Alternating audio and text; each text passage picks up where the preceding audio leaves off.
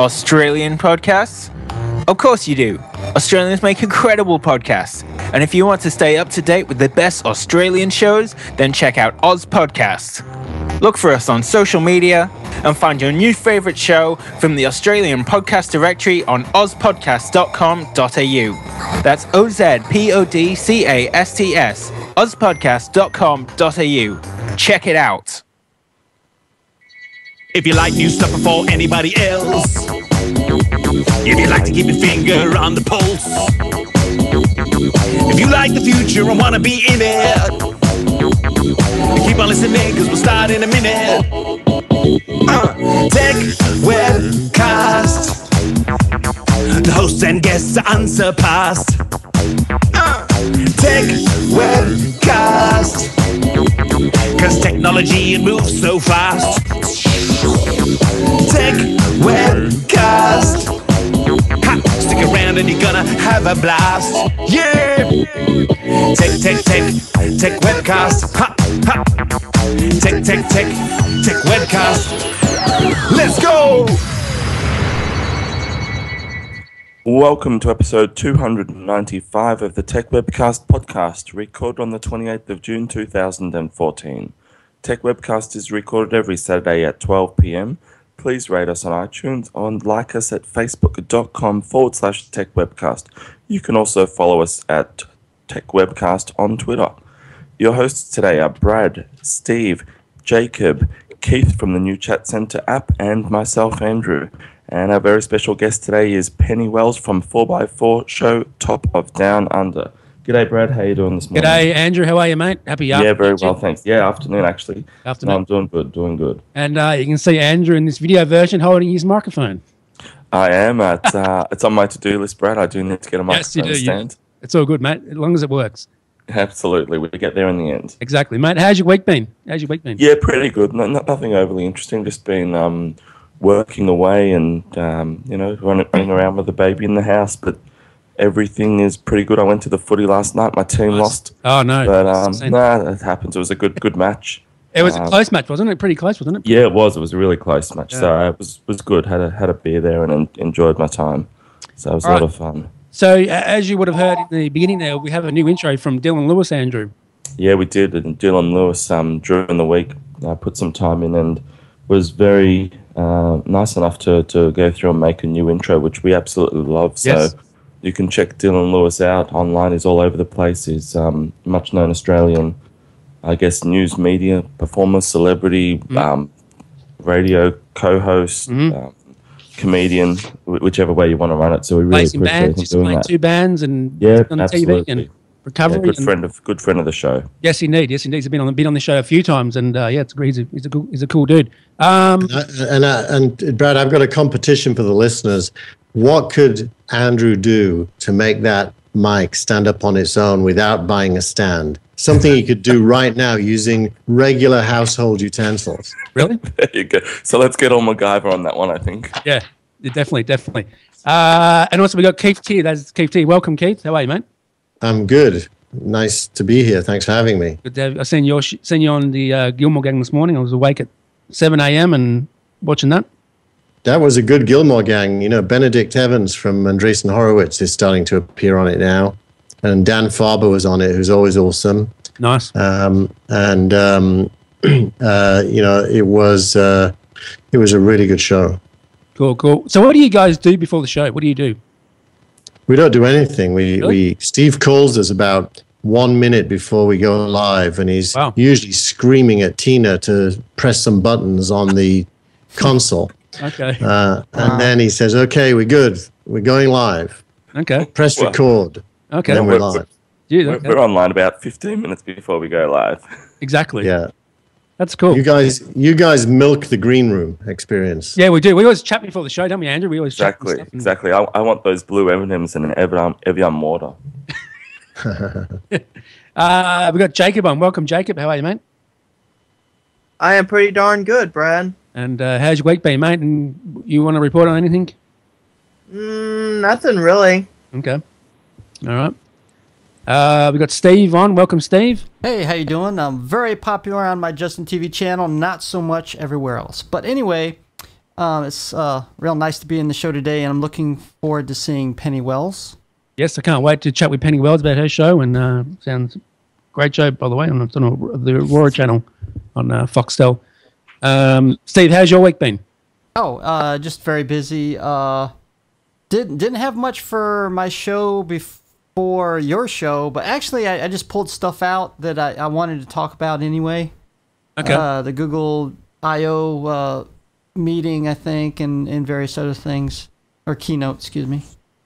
Nice one. Jodie and Jennifer are away today. Hopefully Jodie will be back next week, and Jennifer's away in somewhere. I'm not sure where she's gone to. We got Penny on. Welcome, Penny, from Top of Down Under. Hey guys, thanks for having me. Very excited to be here. Can't wait to have a chat. Yeah, can't wait to talk about your show and yeah. Absolutely. Andrew, do you want to get into some news now? Let's play this before you do that. Let's play this.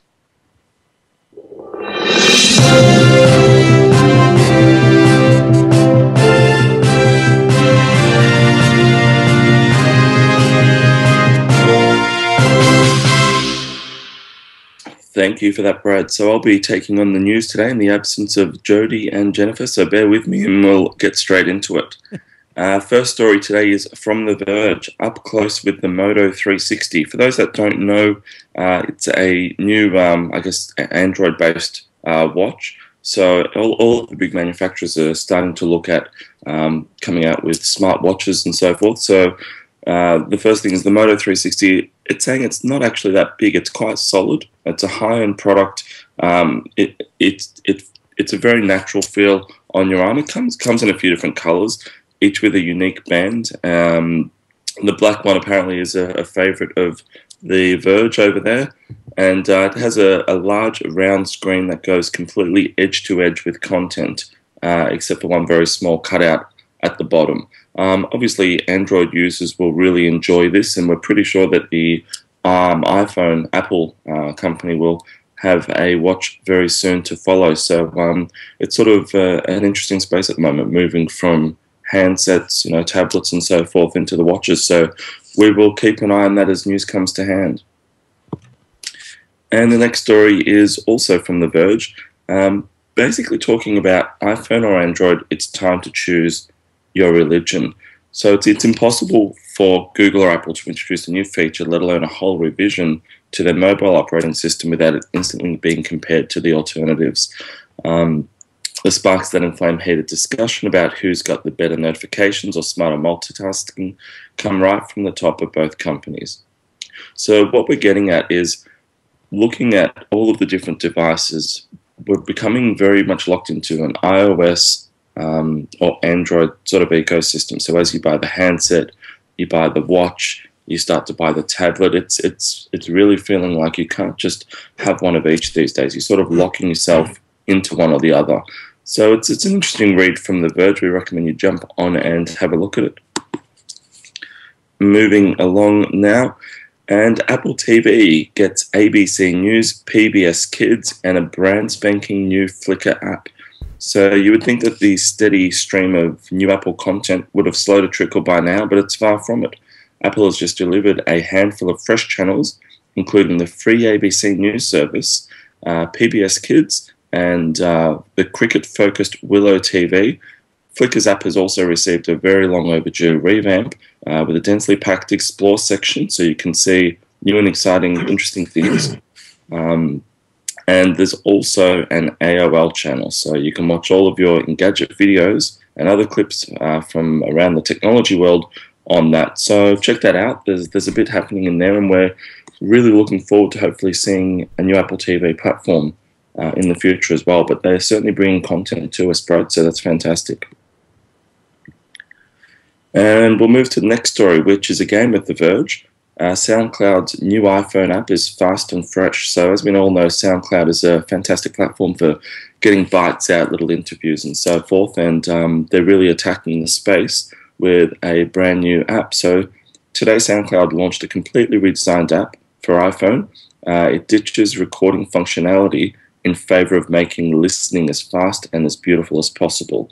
It's a huge update that finally brings SoundCloud up to date with its streaming music competitors and with the demands of its customers. 2/3 of SoundCloud listening now happens on mobile, so the company says, which is up half from 6 months ago. So that's a massive increase in people listening out on the go. Okay, so the new app is fast, fluid, focusing on a first stream of recently posted music and sound bits. So basically they're trying to get people to listen and consume content as quickly as possible after it's created. Things go so stale, I guess, in today's technology world. And the next story is from Gizmodo. Would you pay for ABC iView? So in Australia, the Abbott government's review into the efficiency of ABC and SBS, which for our American listeners are the two local, I guess, government-free channels, has made a curveball recommendation in its finding, suggesting that Australians should have to pay for the option of using iView to access archival TV shows and special content. Such a charge would boost funding for the public broadcaster, counterflagging its sales of DVDs and CDs in ABC stores. The ABC and SBS efficiency study, announced at the end of January this year by Government Communications Minister Malcolm Turnbull, has been coordinated with Peter Lewis, formerly of the financial officer of Seven West Media. So they kind of ramble on for a bit longer, but at the end of the day, it's a free service and it's supplied by our government through our taxes. And so should we have to pay for it? What are our thoughts around, paying a few dollars a subscription? That's an interesting one. I guess the people at the end of the day will make their choice on that one. And if not, we'll probably see the banners running through the city streets. Exactly. And ABC iView has been free for a long time, Andrew. I think people may be a little bit mad because it's going to be paid.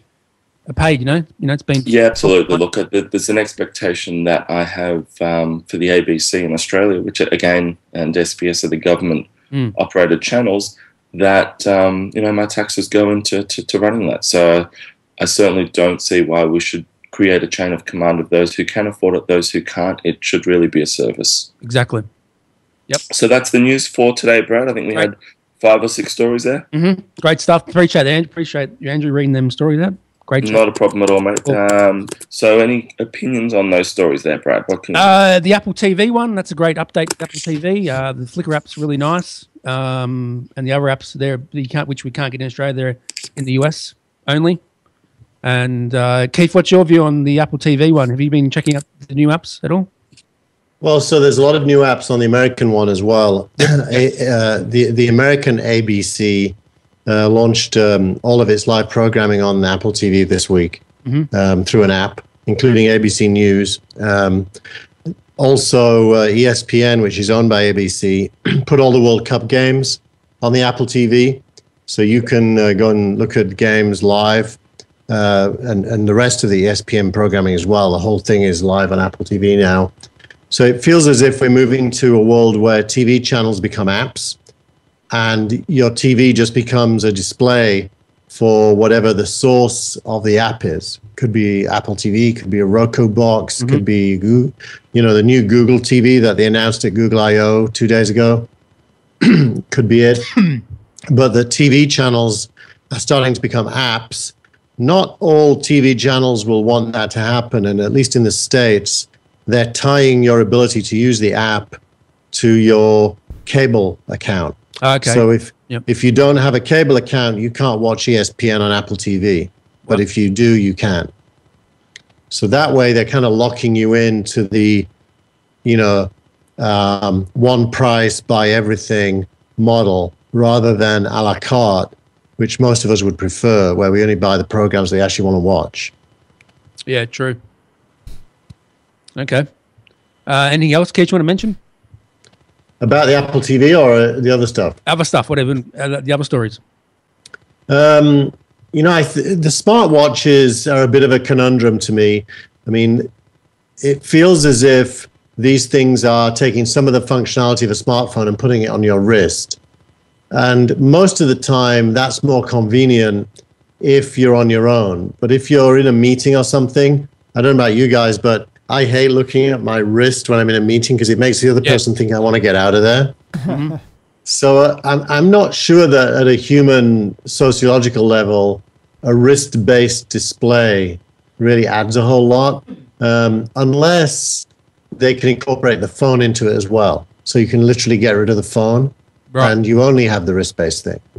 Yeah, that's kind of a similar opinion to what I've shared for a while. I don't think there's enough real estate on your wrist to actually get through the information. And if all they're going to do is say, hey, you've got a new Facebook notification, it's really not giving me a great enough service for what I think I would need. You know, at a point in time where we've got a little hologram that pops out and gives you a full iPad size platform, then okay, yep, great. It'll be fantastic. But we might be a few years away from that. I'm not a huge fan of the smartwatch. I'll probably give it a go and have a look, but I think they're just looking for where they need to go next, and I guess trying not to miss something. Yeah, I agree with you, Andrew. I'm not a fan of the watch either, mate. I'm happy with the iPhone 5S.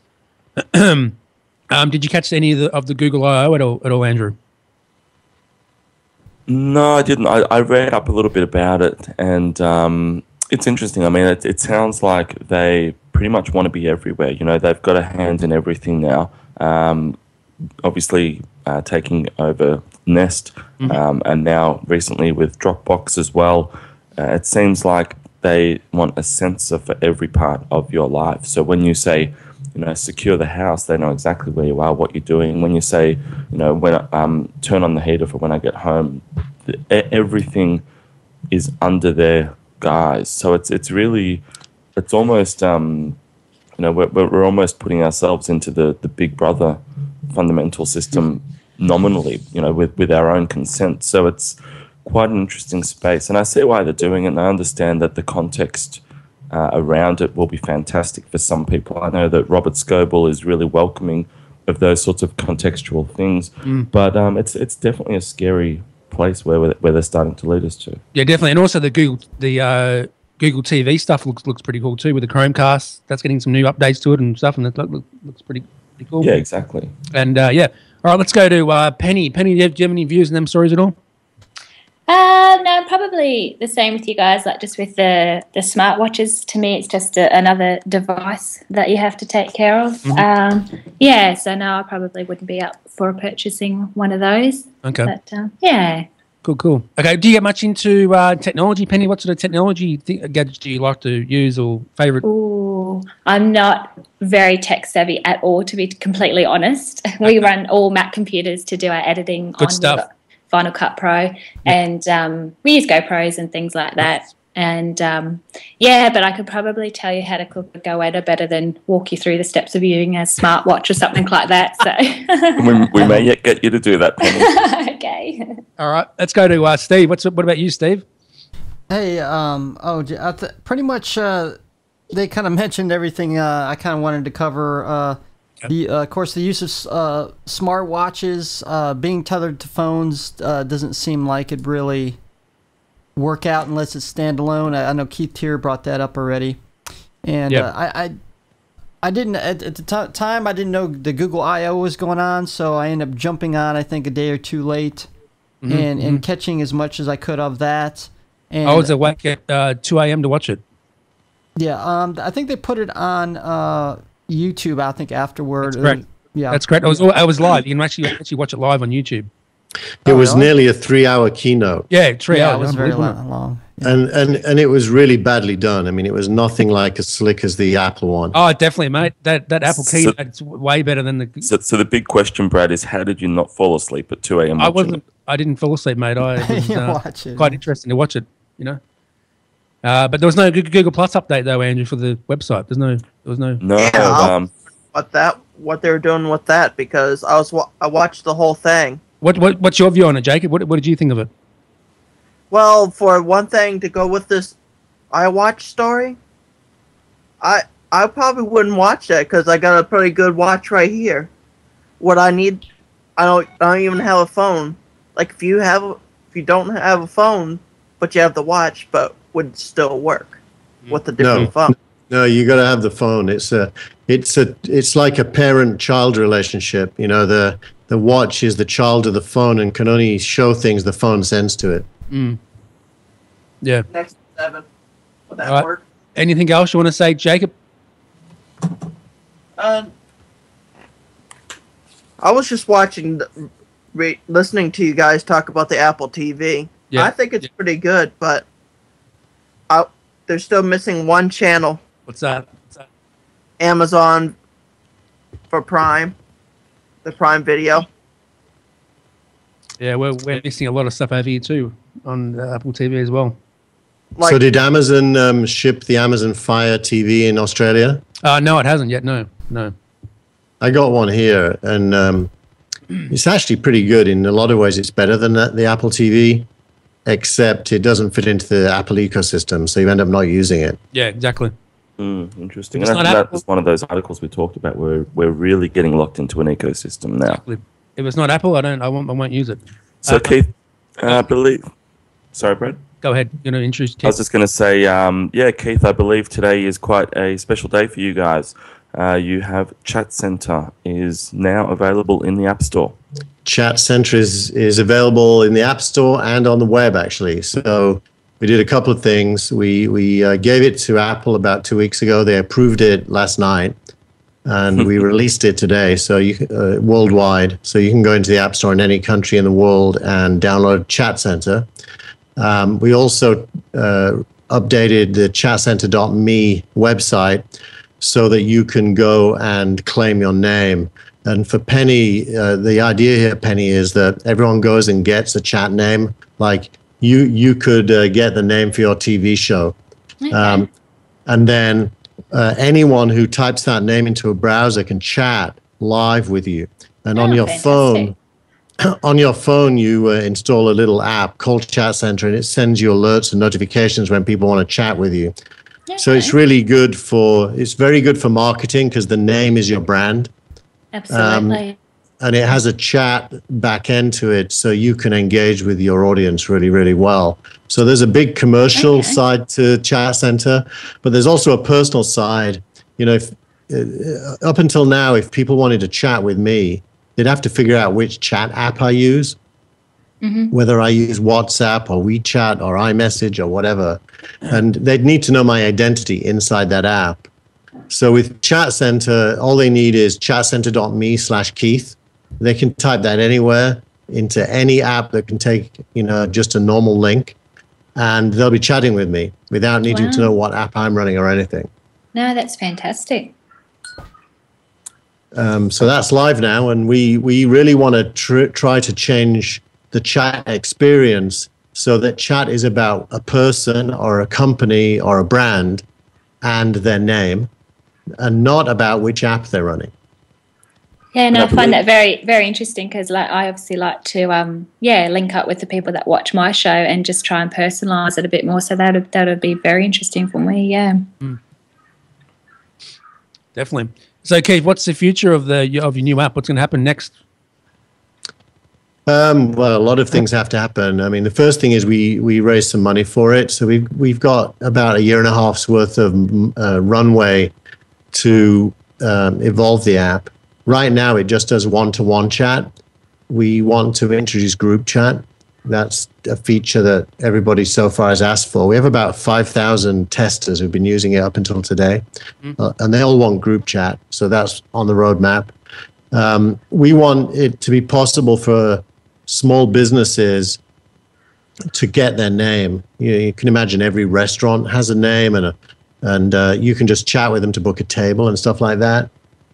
So we've got a whole commercial name rollout to come.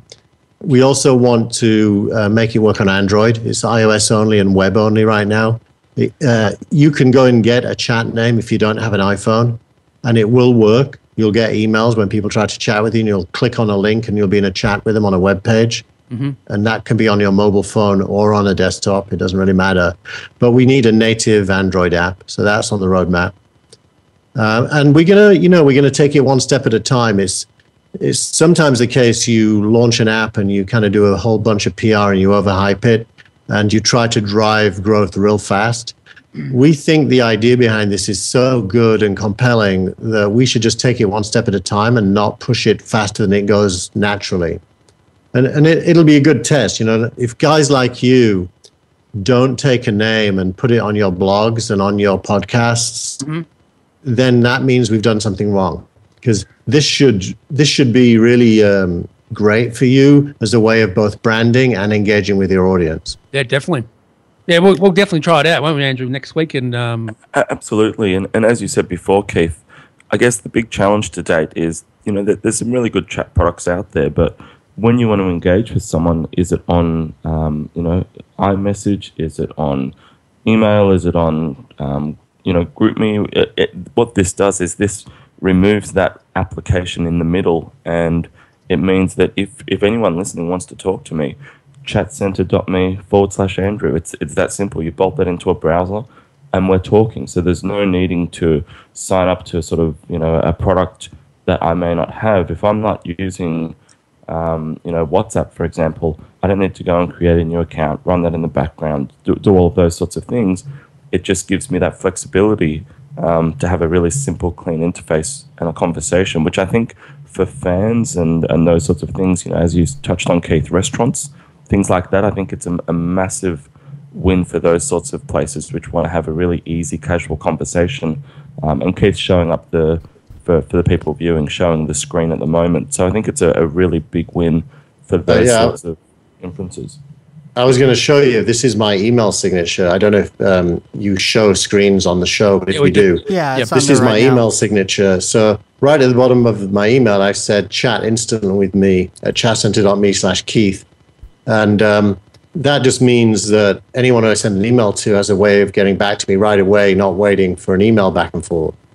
And I think things like that is what we want to happen. oh yeah, definitely. Oh, that's a great idea. I think it's that's a really another thing is it's on the desktop. It's not operating system dependent. It's as long as you have a web browser, you can gain access to Chat Central. Yeah, and so that kind of goes back to the point about the ecosystems. There's a philosophical thing going on here. It's a bit technical, but I think it makes sense. What we want to do is try to build services in the cloud that, if you like, glue together Android users and iPhone users into a single ecosystem that bridges the two. And Mark Zuckerberg talked about this at F8, the Facebook conference, where he said Facebook wants to do this. But I'm not convinced Facebook's in a good position to do it because they're such a walled garden. It's hard for them to masquerade as being an open architecture. But Chat Center really is an open cloud-based architecture that sits on the web and iOS and soon Android. That means that it really doesn't matter whether your friends are on Android or iOS or not on either, just sitting on a desktop with a browser, they can all be equal participants. And, that feels to me like a big opportunity for a lot of companies as Google and Apple build out their, if you like, separate ecosystems. There's a big need for glue between the two.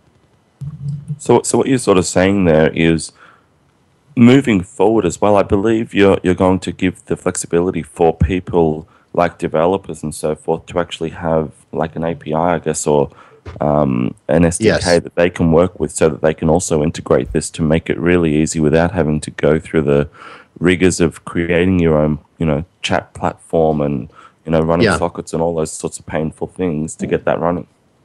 That's exactly right.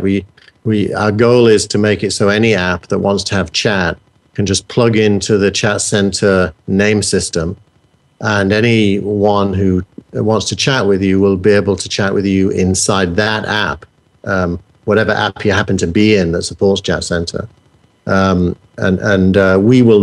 ourselves will not want necessarily to own the chat experience. It's absolutely fine for other apps to own that. What we really want to do is create the namespace and the glue between everyone. Very good. So there you go, guys. Yep. And where can we get that from, Keith? It's in the App Store. You just search for Chat Center, and it'll come up on every app store in the world, on iTunes or on the web.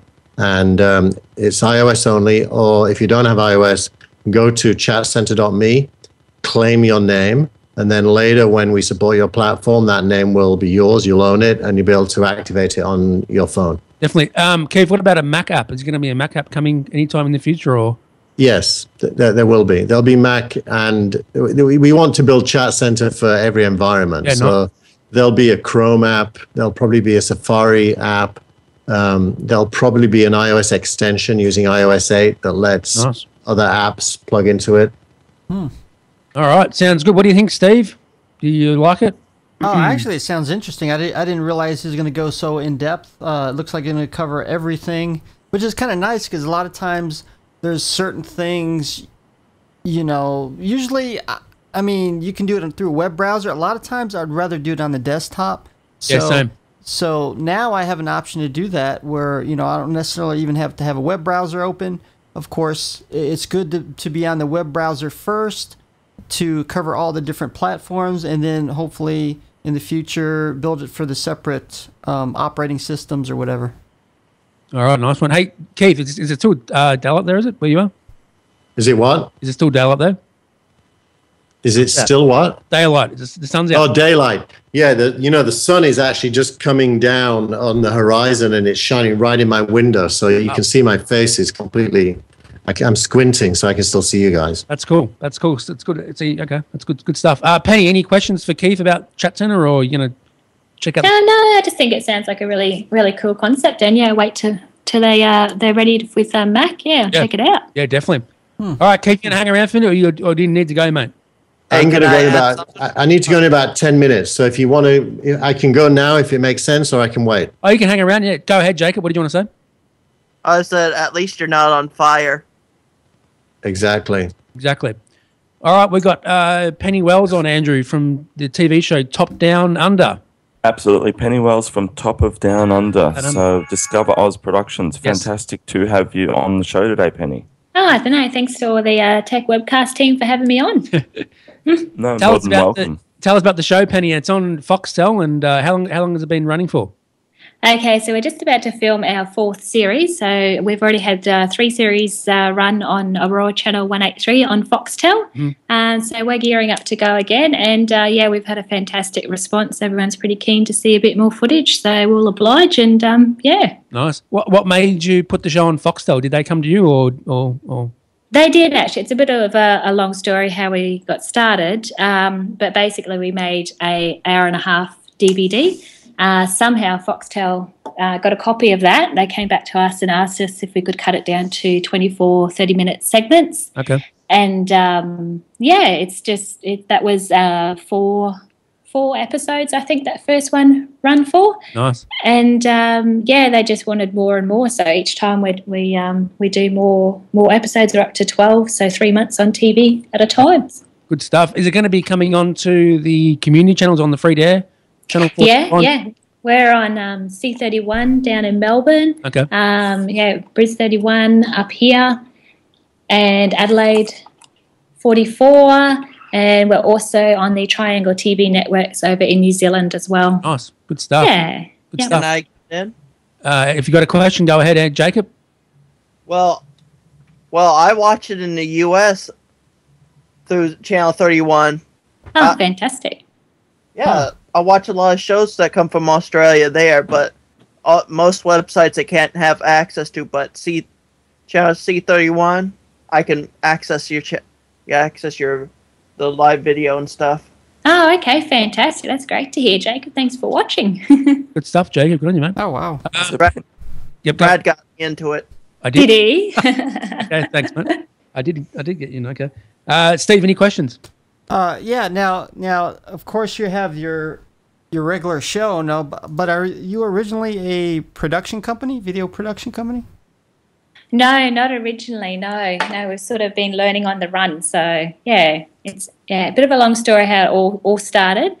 But I guess in a way, because we are self-taught, I guess you do things a little bit differently, and sometimes you come up with just something that's out of the box that others, perhaps if you'd been trained in the field, you may not do it that way. So it seems to be, the formula seems to be working at the moment. Mm-hmm. Okay. Keith, any questions? I just wonder, in regards to distribution, how you guys think about the internet versus broadcast. And obviously broadcast, they pay you and it's a captured audience, but does it feel as if you're going to do both, or how do you think about it? Yeah, no, I think my partner, Brian, he takes care of that side of things, but definitely internet, the way things are going, I think that's definitely something that we're going to have a look at. We did look at a few ideas a couple of years ago, and we're probably about ready to revisit it again. Okay. Andrew, any questions? Yeah, so obviously, just looking at the gallery, you guys get to some incredible places around Australia. Tell us a little bit about the experience, not so much from a TV perspective, but from a life perspective of actually going to some of these really interesting places, and I guess what's some of the most interesting things that have happened, and where have you managed to get yourself stuck along the way on the road? Yeah, great question, Andrew. I feel so lucky to go to the places that we do get to go to. Obviously, because we are a film crew, we can go to some places that are a little bit hard to access generally. But probably a couple of highlights from the Northern Territory. There's a place just out of Cape Crawford called Poppy's Pools, and it's basically a thermal waterfall. It's about probably 30 degrees in temperature, and yeah, it's an emerald green plunge pool where you have to canoe up through this really amazing rock faces, just bright oranges and the pandanus palms as you're paddling through. You drag your canoe up onto one level and then you walk up and it just opens up to this amazing plunge pool, and it's thermal with a waterfall just dropping into it. It's absolutely beautiful. Wow. And it's nothing to, and just the wildlife that we get to see as well. We get up close to a few crocodiles and things. Wow. And actually we did a bit of trapping with the Northern Territory Parks guys last year, and to actually, go up and physically touch a crocodile, it's just incredible how soft their skin is on their belly, and just a magnificent creature to be able to get that close. It's very special. Were you scared? No, because it was tied up and pumped full of Valium. Oh yeah. Wow. Was it moving? It's like my grandmother. Whoa. Wow. So no. Damn. Traveling around the country, very, very lucky, and appreciate every day that I'm on the road just soaking up the sights and the people that we meet, just the characters, that I don't forget them, and we keep in touch with a lot of people we meet on the road. So yeah, very, very lucky. What's your favourite place you've visited so far, Penny? There's quite a few to choose from, but Poppy's Pools was up there. Last time we went, Wigram Island was nice. That was up in the Gulf country. Okay. That's an Aboriginally owned island, traditionally owned, and just beautiful. You're the only ones on the island. There's a camp set up there, very remote, and the fishing is just amazing. It's just to die for. And the owner of the boat, he actually has pet sharks that he taps on at the bottom of the boat, and they come up for their feed. Oh, wow. Yeah. Damn. And so that was a special spot. That's very cool. So you'd eat a lot of, obviously, the fish and potentially animals and things like that. So is that sort of getting back to nature a bit, I guess, creating a campfire and, I guess, eating what you catch to some extent? It's very rewarding, to actually go and catch the bait and get the fish, and it's very exciting, obviously reeling it in and then taking it home and just making an amazing recipe with some herbs and a bit of butter and that. It's awesome. And then just making everyone else jealous in the camps. I love that part. I have a question. Go ahead, Jacob. Has anybody got hurt or bitten by any animal during the filming? Last series that we film, I actually showed everyone how not to catch a barramundi. I picked the fish up incorrectly and it shook its head and it flicked the lure out of its mouth. So I got 2 treble hooks in my fingers, which pinned them together. Oh, God. And then Jodie was trying to help me. She was pulling the fishing rod off me with my fingers still attached. Oh, no. And then I didn't want to lose the fish, obviously, so I pinned it down with my knee. And in doing that, the barramundi have a really sharp gill rake, and that actually sliced my leg up, and it was really quite deep. Probably could have got stitches, but you're so remote, you've just got to harden up. Wow, that's dedication. Yeah, interesting. Have you ever been to Byron Bay, Penny? Years and years and years ago, yeah. Are you going to be filming there anytime soon, or? No, we're heading up north. We're going the opposite direction this time. Okay, cool. Where are you off to? What part of, what are you going to, where are you on to? It'll be up towards the tip of Australia. Okay. Yeah. So we'll see what we can find up there. Good stuff. Keith, any more questions before you go? No, this sounds fascinating. Sounds great. I'm good. My business partner is in Byron Bay, and I may end up going there soon. So I'll check out your show if I come to Australia. Sounds great, Keith. Good on you, Keith. See you guys. Thanks, Keith. Catch you All later, right, see Keith. you later. Bye. Bye. All right, Andrew, any more questions? Yeah, so Penny, tell us about, you said that it was a smaller production and then you got this opportunity through Foxtel. What did that do for you guys, I guess almost from a business and a technological point of view? Did you have to then increase the people who are involved, and did you go and get some more equipment? And what kind of equipment do you guys use at the moment? You spoke briefly that you use MacBooks for everything as you go. Yeah, so basically when that happened, when we were approached by Foxtel, we still have a really small crew. We like to keep it that way. We do most things in-house. We do hire out a studio to do our voiceover, but everything else, all the editing, colour correction, we use the Macs with the Final Cut Pro. I think Brian has just updated to the most recent version of Final Cut, which is getting the hang of. Nice. Yes. But still, no, we still keep a smaller crew. Like when we're on the road, we have 5 people with us. It's just a lot easier to get into different locations. The more vehicles you have, the more logistics you have, the more vehicles you have to maintain in remote areas. And back home here, when we're editing in our studio, it's still, all done practically in-house by my better half, Brian. Okay. How many people work on the show, Penny? It's at probably about 7 all up. 7 people. Wow. Yeah, Okay. yeah. And you just come back from Melbourne. Yeah, we had a great show down in Melbourne. We were at the 4-wheel drive show down there, so it's great to meet up with people who watch the show. And it's awesome to get their feedback, and they tell me the bits that they like and what they'd like to see. So no, we have a blast at those shows. It's quite tiring talking to heaps of people, but I wouldn't have it any other way. Okay, good stuff. Good stuff. And Steve, any questions? I do. Oh, Jacob? Go ahead, Jacob. Well, all I was wanting to ask is, how do you stay connected? Like, what devices do you use? Like when you're out there, like phones and stuff like that. Yeah, basically, so we've got like a sat phones when we're really remote, and whenever we come into smaller towns that have service, we'll just link up then, check the emails, that kind of thing, and do what we have to do while we've got service, and then hope everything's all good till we get to the next town. Okay. Sounds good. And how long did it take you to record an episode of the show? Basically, we work on 1 hour of footage that we shoot will be 1 minute finished product in an episode. Oh, okay. So last time, I can't remember how many hours we spent in producing the whole. What do we got? Just try and add it up for you. So it's 1,700 hours total. Yeah, Brian just said there about 1,700 hours in total to produce 12 episodes. Okay. Nice one. And what is Brian doing? Welcome, Brian. I'm sure we could get your voice into the show too if you want to come in and have a chat. Yeah, no, he's here right beside me. Okay. You want to say hello? Hey guys. Hey, Brian. Hey, what's up?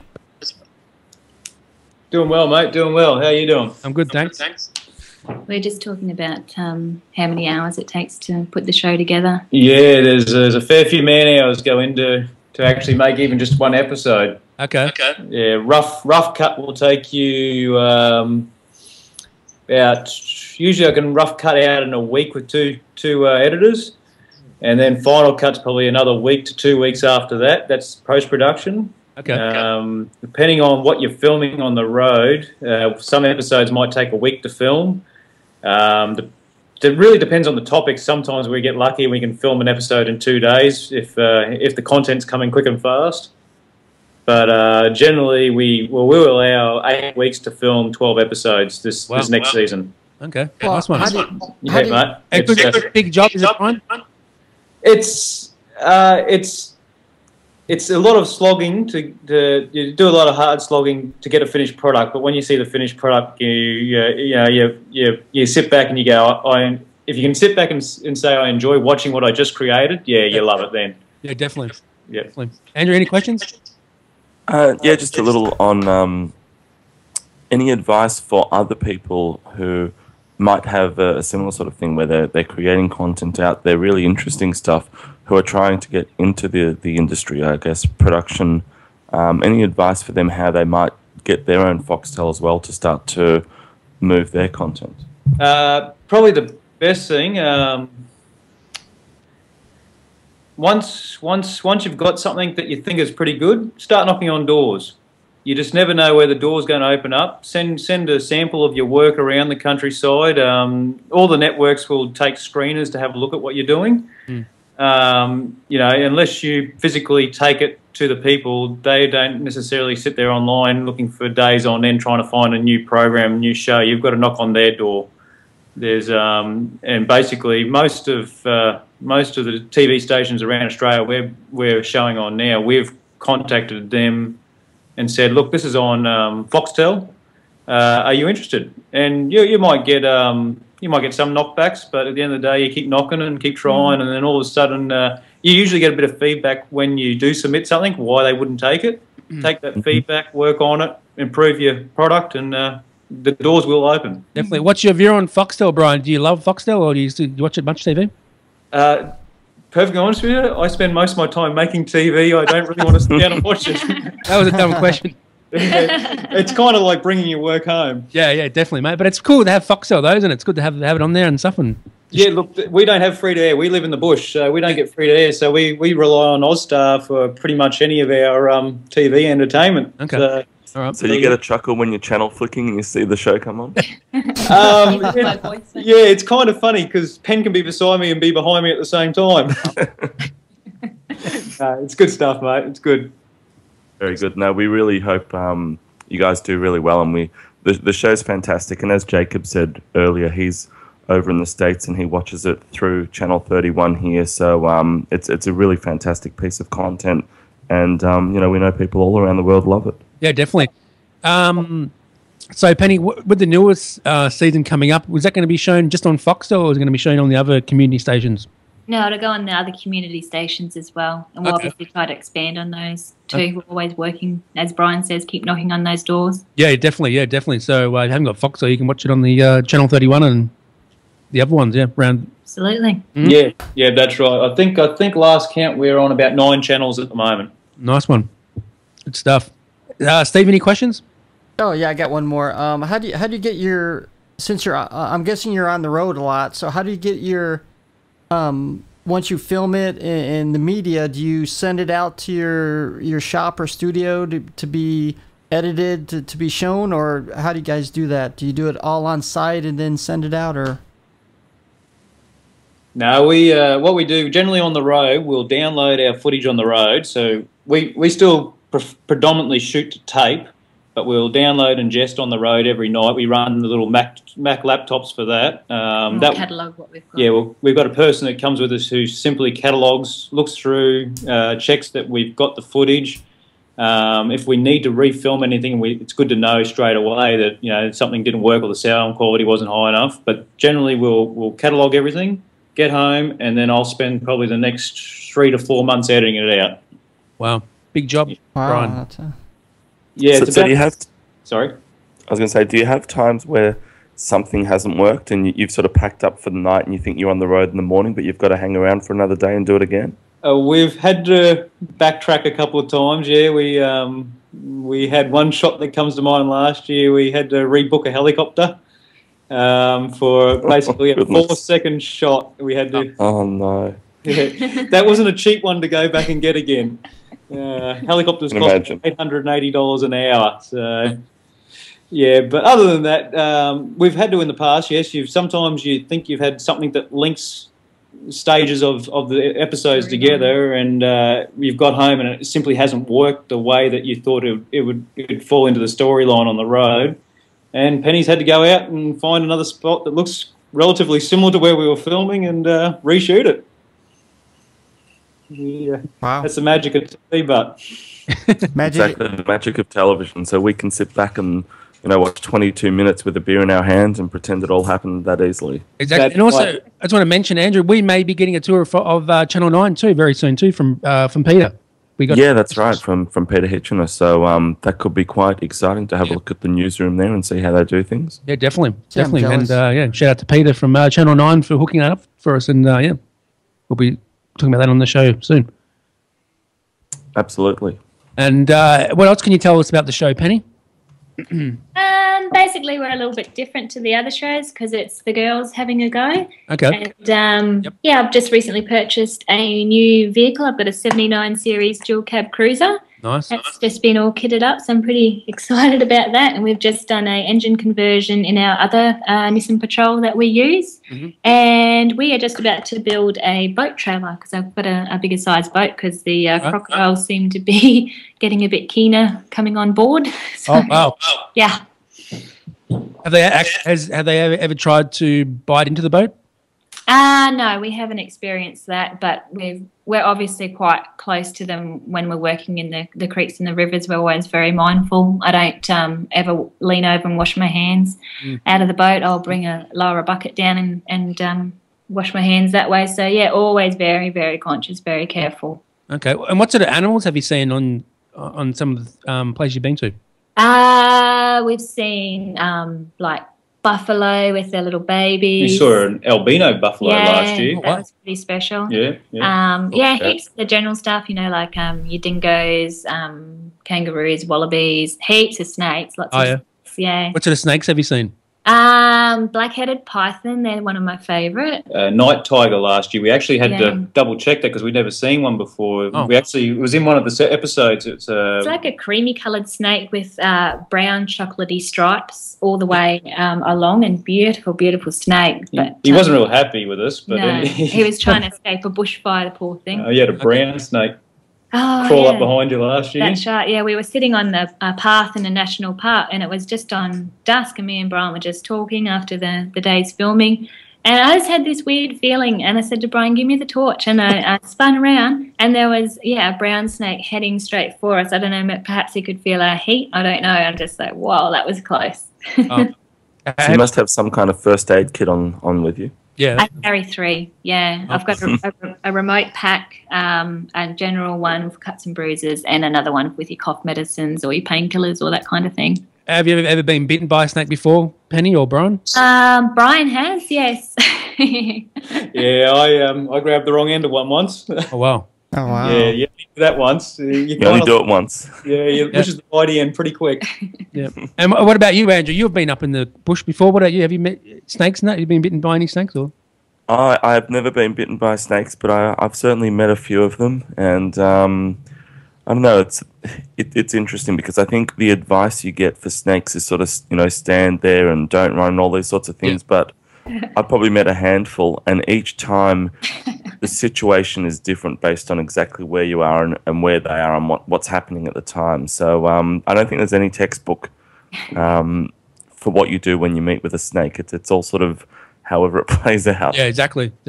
And Brian, what part of Queensland do you live in? I'm near the sunny coast. Okay, nice. Yeah, we're bush hinterland of the sunny coast, basically.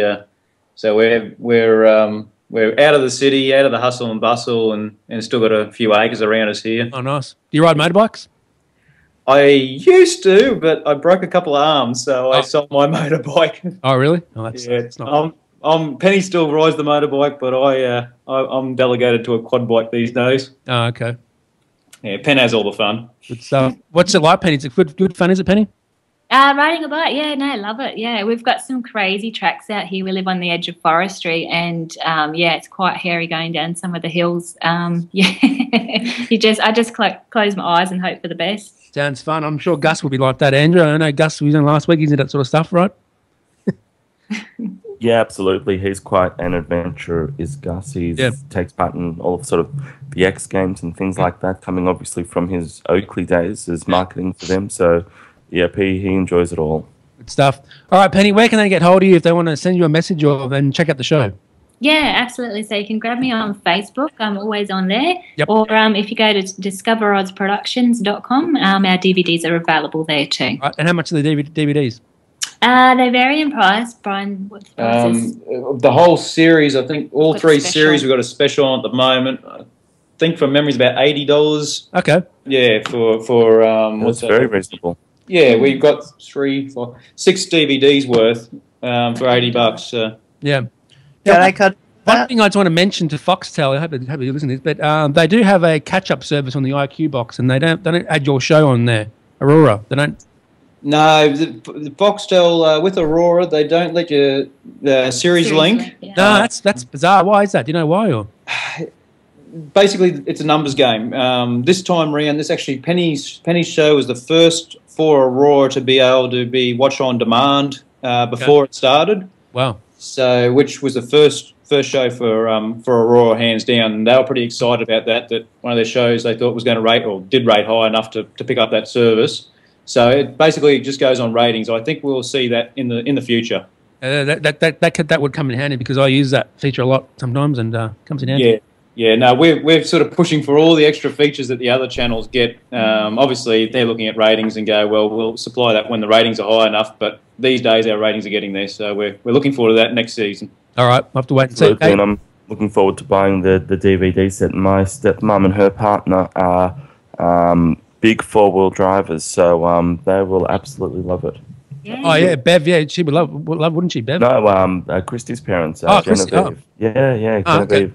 Okay. Big four-wheel drivers, her and Nick. So they enjoy all of this sort of stuff. They were really excited today that we had you guys on the show. Because I actually seen your video of Bev buying a camper van, Andrew, with the Fox. Yeah, they did. They went looking for camper vans.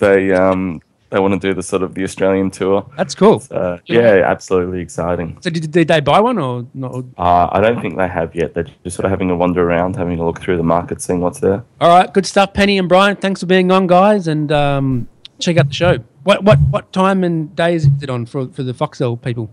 Now, at the moment, they're on Wednesday nights. I think it's 7 o'clock. We've just come off our premiere run, so now it's just a repeat time slot. Nice. Yeah, I believe that's on a Wednesday night anyway. Okay. Do you sell do you sell T-shirts, top of down under T-shirts?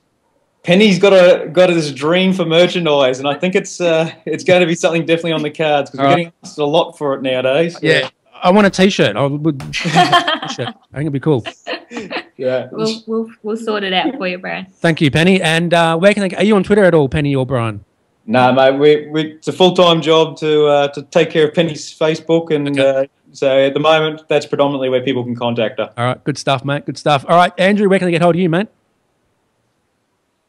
Yeah, you can get me on the Zarfo app /@Andrew. You can also get me at chatcenter.me /Andrew, and on Facebook and Twitter as Cunning Drew. Yeah, that chat center app will come in handy.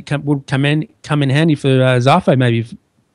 Yeah, quite possibly. We'll see, but we're looking forward to working with them when they have their SDK stuff ready to go. Yep, and also I've got to ask you your final view of the show. What was your best part of this? It's been fantastic. Always love having Keith on, and Penny and Brian. It's been lovely to meet you guys and hear all about what you guys do out there, in the open world. I mean, we've got all our tech toys and gadgets and things like that, but to hear what you guys do and getting up to the adventures and things like that, it's really refreshing to sort of take that on board as well, and it's been fantastic to have you on the show. Oh, cheers. Thanks, Andrew. Thanks for having us, guys. Well said, Andrew. Thank you, Penny and Brian. Steve, what's your final view of the show, and where can they get hold of you? Actually, I like Keith here coming on and telling us about some of the future updates, which is very interesting to me. And, of course, having them here with their show, I thought that was because I'm also a little bit into video production myself.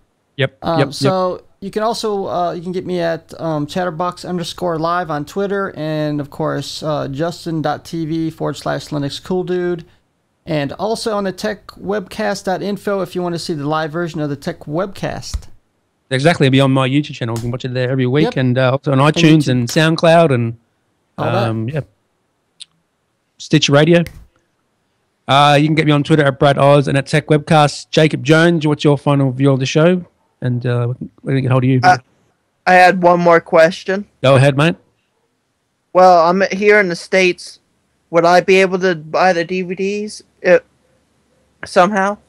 Yeah, mate. Hit Penny's website, discoverozproductions.com. We ship across to the States. The only thing will be that it's in PAL format, which will play on Blu-ray for you. Okay. So it's in Blu-ray, is it, as well? It's in PAL format, which not NSTC for what's standard in the States. All right. Most Blu-ray players will play PAL, or your laptop will play PAL. Yeah, can people download the show? Like, can they actually buy the episode and download it, or is that? Not yet, guys. We're working with another company to try and get it up and running for that side of things. But it's a future plan still. Definitely, that would be good. What else, Andrew? Is that it? I think that's it. I think that's a wrap. So it's been a fantastic show. It's been great to have you guys on today and to run through the adventures that you get up to. So we look forward to having you on again next time, and we'll definitely keep an eye out for the show on Foxtel. Definitely good show on Foxtel. And also, Andrew, next time we'll see Andrew, he will have a stand on his table. I will have a mic stand. Jacob, did you mention your Twitter address? No, I didn't. Go ahead. Follow me at jazzbot326691Z. All right, good stuff. And here's the new outro, Andrew.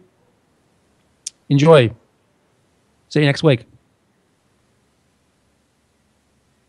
Techwebcast. The hosts and guests are unsurpassed. Techwebcast. 'Cause technology, it moves so fast. Techwebcast. Ha! Stick around and you're gonna have a blast. Yeah! Techwebcast. Ha! Ha! Techwebcast. Big ups to Andrew, to Brad, Jody, Steve, and Jennifer. Boom!